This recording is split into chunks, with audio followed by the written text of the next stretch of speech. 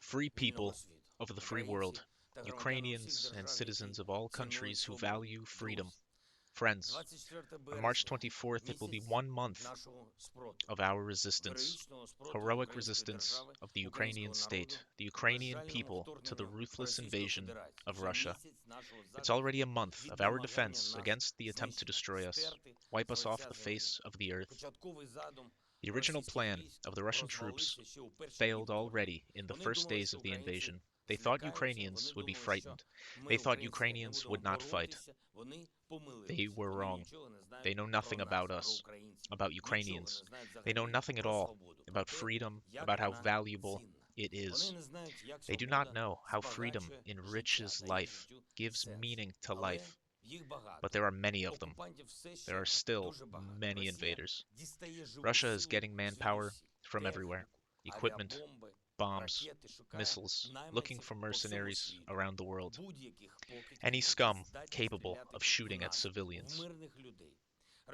Russian troops destroy our cities, kill civilians indiscriminately, rape women, abduct children, shoot at refugees, capture humanitarian convoys. They are engaged in looting. They burn museums, blow up schools and hospitals. The target for them is universities, residential neighborhoods, anything. Russian troops do not know the limits of evil. But The war of Russia is not only the war against Ukraine. Its meaning is much wider. Russia started the war against freedom as it is. This is only the beginning for Russia on the Ukrainian land. Russia is trying to defeat the freedom of all people in Europe, of all the people in the world. It tries to show that only crude and cruel force matters. It tries to show that people do not matter, as well as everything else that make us people. That's the reason we all must stop Russia. The world must stop the war. I thank everyone who acts in support of Ukraine, in support of freedom, but the war continues.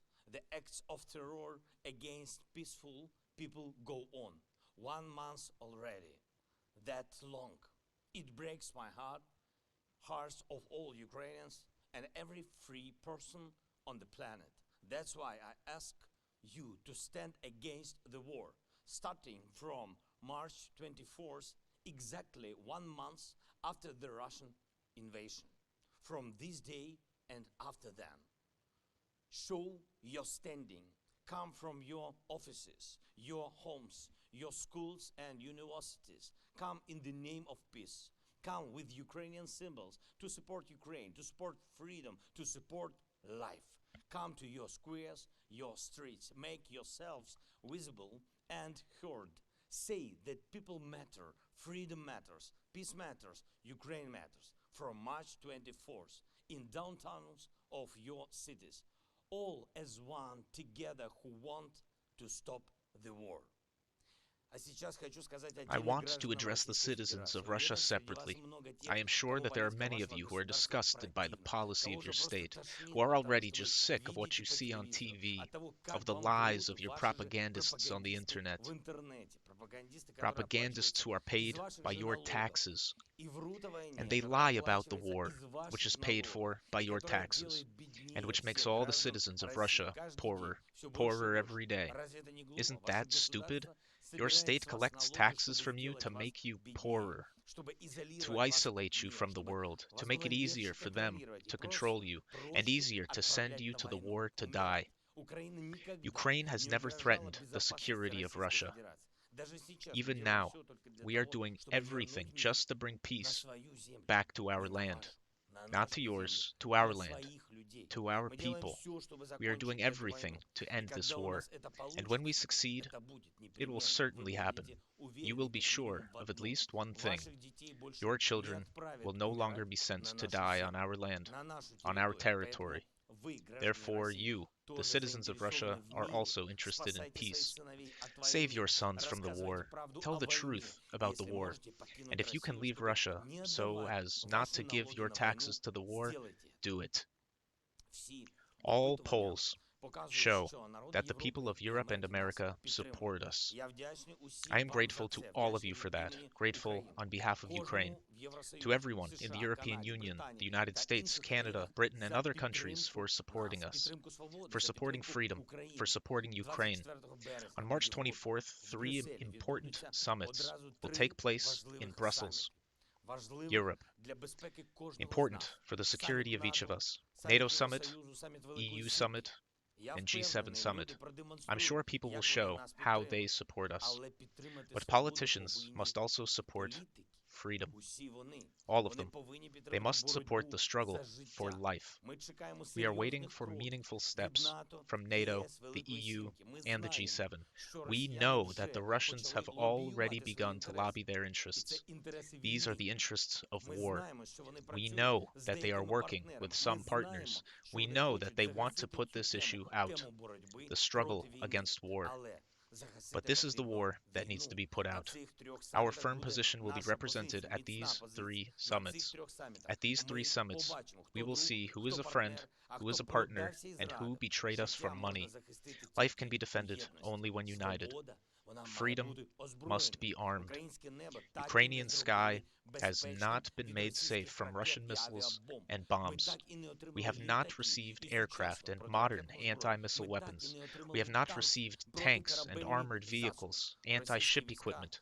Russian forces can keep killing thousands of our citizens, destroying our cities, just because there are too many invaders, just because Russia has been preparing for such a war for decades.